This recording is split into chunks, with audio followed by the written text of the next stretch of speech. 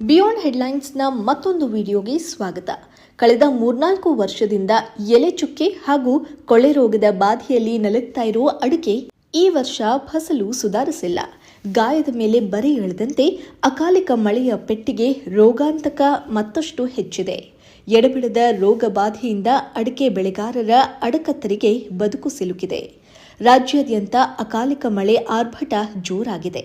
ಇನ್ನು ಒಂದು ವಾರ ಧಾರಾಕಾರ ಮಳೆಯ ಸೂಚನೆ ಇದೆ. ಇದು ತೋಟಗಾರಿಕಾ ಬೆಳೆಗಳಿಗೆ ತೀವ್ರತರವಾದ ಹೊಡೆತ ನೀಡಲಿದೆ. ರಾಜ್ಯದಲ್ಲಿ ದಕ್ಷಿಣ ಕನ್ನಡ, ಶಿವಮೊಗ್ಗ, ದಾವಣಗೆರೆ, ಚಿಕ್ಕಮಗಳೂರು ಸೇರಿದಂತೆ 23 ಜಿಲ್ಲೆಗಳಲ್ಲಿ ಅಡಿಕೆ ಪ್ರಧಾನ ಬೆಳೆಯಾಗಿದೆ. 5.65 ಲಕ್ಷ ಹೆಕ್ಟೇರ್ನಲ್ಲಿ ಅಡಿಕೆ ಕಬಂದ ಬಾಹು ಚಾಚಿದೆ.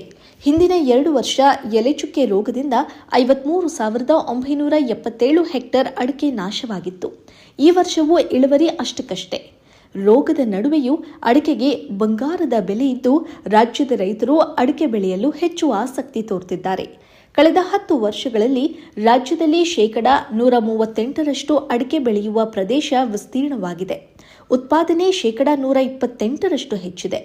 ಈ ನಡುವೆ ಕಳೆದ 2-3 ವರ್ಷದಿಂದ ಅಡಿಕೆಯನ್ನ ಹಳದಿ ರೋಗ, ಎಲೆಚುಕ್ಕೆ ರೋಗ ಬಾಧಿಸುತ್ತಿದ್ದು ನಿಖರ ಔಷಧಿ ಸಂಶೋಧನೆ ಭರವಸೆಯಾಗಿಯೇ ಉಳಿದಿದೆ. ಕಳೆದ 10 ವರ್ಷದ ಹಿಂದೆ ಸುಮಾರು 2.36 ಲಕ್ಷ ಹೆಕ್ಟೇರ್ ಪ್ರದೇಶದಲ್ಲಿ ಅಡಿಕೆ ಬೆಳೆಯಲಾಗ್ತಿತ್ತು. 5.62 ಲಕ್ಷ ಹೆಕ್ಟೇರ್ಗೆ ಹಬ್ಬಿದೆ. ಕಳೆದ 10 ವರ್ಷಗಳಲ್ಲಿ ಅಡಿಕೆ ವಿಸ್ತೀರ್ಣದ ಜೊತೆ ಉತ್ಪಾದನೆಯೂ ಹೆಚ್ಚಿದೆ. ಕೃಷಿ ಬೆಲೆ ಆಯೋಗದ ಮಾಹಿತಿ ಪ್ರಕಾರ 128% ಉತ್ಪಾದನೆ ಹೆಚ್ಚಿದ್ದು ಪ್ರಸ್ತುತ 8.64 ಲಕ್ಷ ಟನ್ ಅಡಿಕೆ ರಾಜ್ಯದಲ್ಲಿ ಉತ್ಪಾದನೆಯಾಗ್ತಿದೆ. ರಾಜ್ಯದಲ್ಲಿ ಅಡಿಕೆ ರೋಗಕ್ಕೆ ಔಷಧ ಹಾಗೂ ಉತ್ಪನ್ನಗಳ ಸಂಶೋಧನೆಗೆ ನಿರಾಸಕ್ತಿ ಇದೆ.